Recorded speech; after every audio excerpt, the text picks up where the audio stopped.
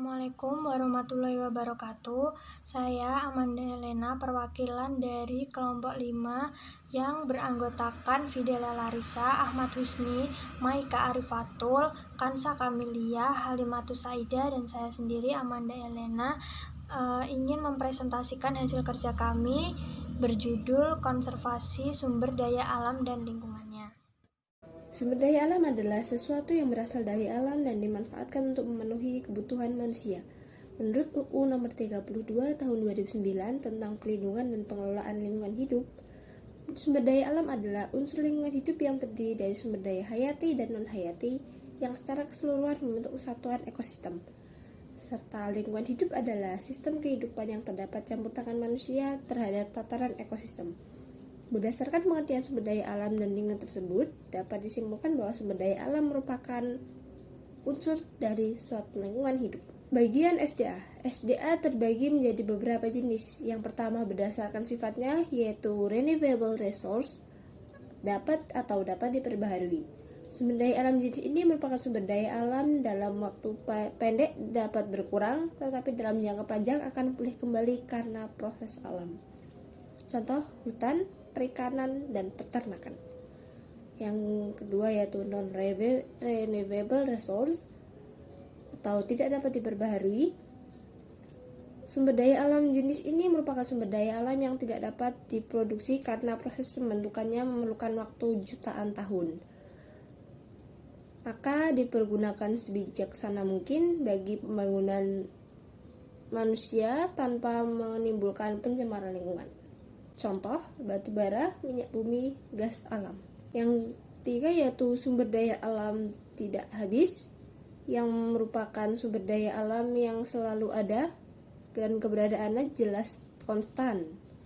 Meskipun sumber daya tersebut kita eksploitasi secara besar-besaran. Contohnya angin, air, dan sinar matahari.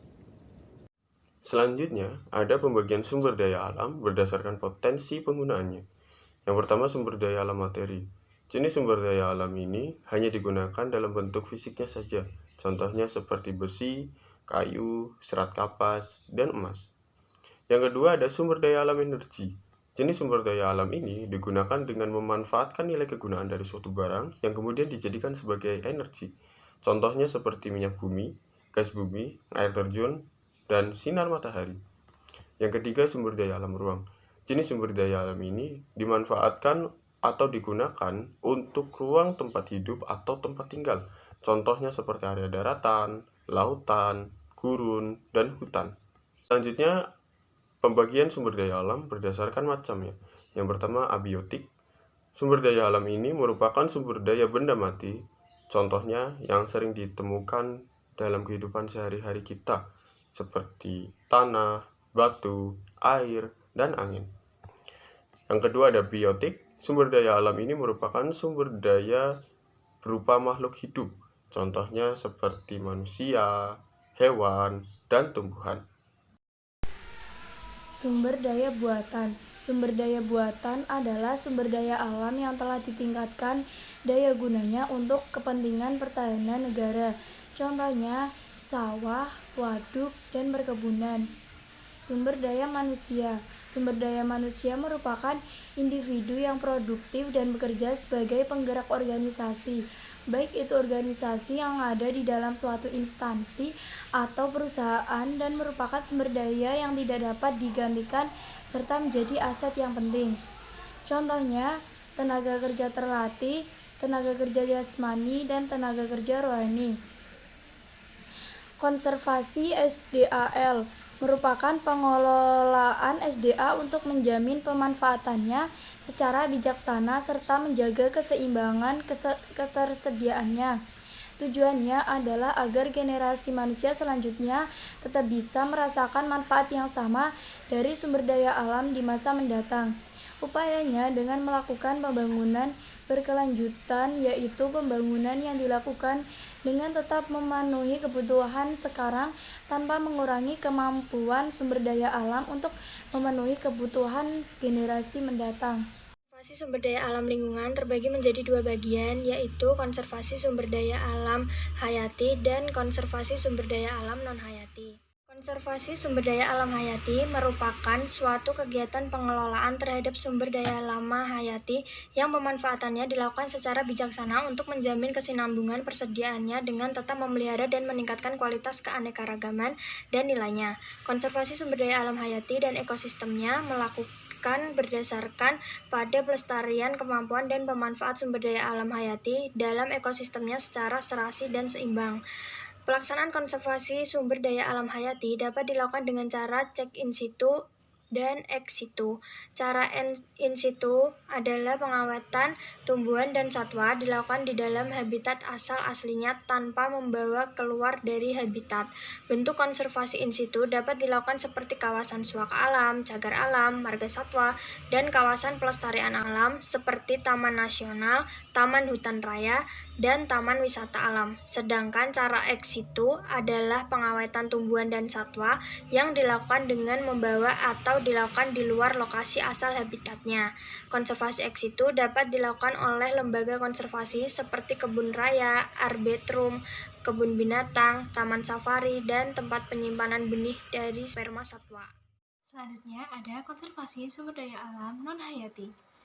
Konservasi sumber daya alam non-hayati merupakan suatu pengelolaan terhadap semua unsur sumber daya alam non-hayati. Sumber daya alam non-hayati yang dimaksud adalah tanah, air, dan udara. Konservasi sumber daya alam tanah dan air merupakan upaya perlindungan, pemulihan, peningkatan, dan pemeliharaan fungsi tanah pada lahan sesuai dengan kemampuan dan peruntukan lahan untuk mendukung pembangunan yang berkelanjutan dan kehidupan yang lestari. Secara umum, pelaksanaan konservasi sumber daya alam non-hayati dapat dikelompokkan menjadi 3, yaitu cara vegetatif, cara mekanik, dan cara kimiawi. Yang pertama yaitu ada konservasi sumber daya alam non-hayati dengan cara vegetatif. Konservasi sumber daya alam non-hayati yang meliputi tanah dan air dengan cara vegetatif adalah pengelolaan tanaman dengan berbagai cara dilakukan dengan cara menanam tanaman di bagian yang dikonservasi. Jenis tanaman dipilih sesuai dengan kondisinya. Misalnya, lahan miring dengan cara menurut garis kontur atau memotong arah lereng, terasering, atau sengkedan. Selain itu, juga dapat dilakukan dengan cara multiple cropping atau pertanaman ganda seperti intercropping atau tumpang sari, yaitu menanam di sebidang lahan dengan berbagai jenis tanaman. Cara memilih jenis tanaman ini harus selektif. Selanjutnya terdapat konservasi sumber daya alam non-hayati dengan cara metode teknik. Konservasi sumber daya alam non-hayati yang meliputi tanah dan air dengan cara metode mekanik atau teknik adalah kegiatan konservasi yang dilakukan dengan cara mengubah bentuk fisik lahan. Cara konservasi dengan metode teknik dapat dilakukan dengan cara pengaturan sistem pengolahan tanah, pembuatan teras, pembuatan saluran pembuangan air, dan pembuatan bendungan pengendali. Selanjutnya, konservasi sumber daya alam non-hayati dengan cara metode kimiawi.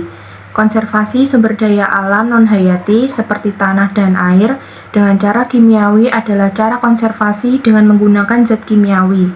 Cara konservasi kimiawi dilakukan pada lahan yang dapat dilakukan dengan cara vegetatif dan mekanik.